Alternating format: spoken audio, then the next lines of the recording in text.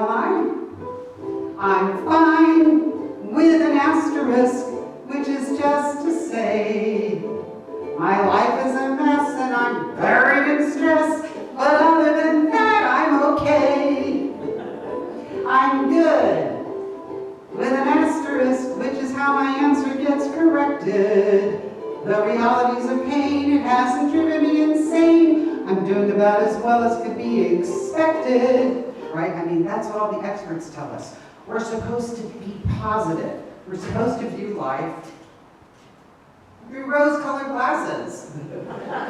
I'm going to suggest that we flip that advice about positivity inside out.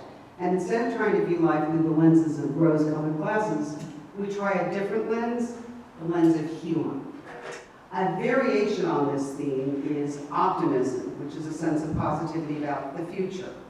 And who wouldn't want to be an optimist, right? We all want to choose optimism.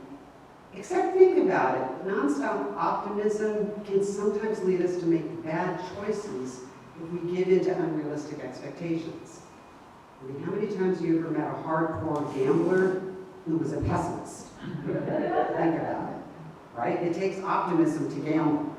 I'm not saying we all should be pessimists so we don't gamble. I'm saying it would be nice to have a balance, right? It takes optimism to apply for a better job. A dash of pessimism will keep you from quitting your current job until you get a new one, right? It took optimism to invent an automobile. Pessimism to invent brakes. Optimists invented the airplane. Pessimists invented the parachute. See where I'm going with this. And the neighbor says, oh, he broke his leg. Such bad news. And the farmer says, good news, bad news. Who can say? The Tsar's men come through town, and it's soldiers who are conscripting all the young men for the military. But they leave the farmer's son because he's got a broken leg. And the neighbor says, oh, hey, they spared your son such good news. And the farmer says, good news, bad news, who can say? Anyway, as you can tell, I kind of forgot where I was in the show. I was obsessed with what I had done to offend this woman.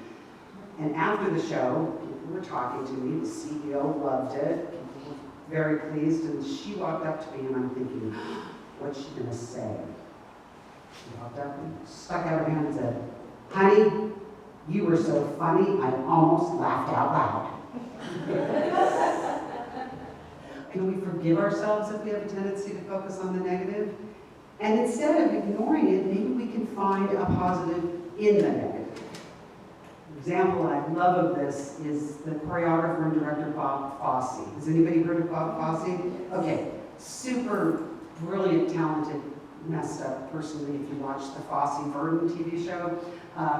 But anyway, he developed this very distinctive dance style. Knees in, slouching. This thing called jazz hands, which is waving fingers, bowler hats pulled down. Critics raved. It was so innovative. How did he come up with it?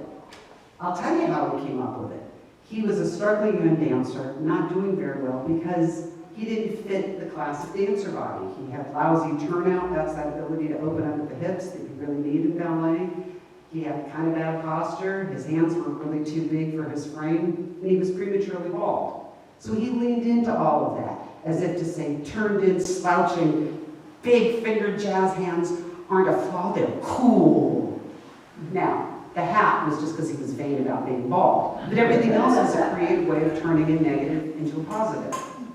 At these times, if you're immersed in stress that makes you want to curse, those anxious feelings you can reverse if you remember. It could always be worse, it could always be worse, it could always be worse.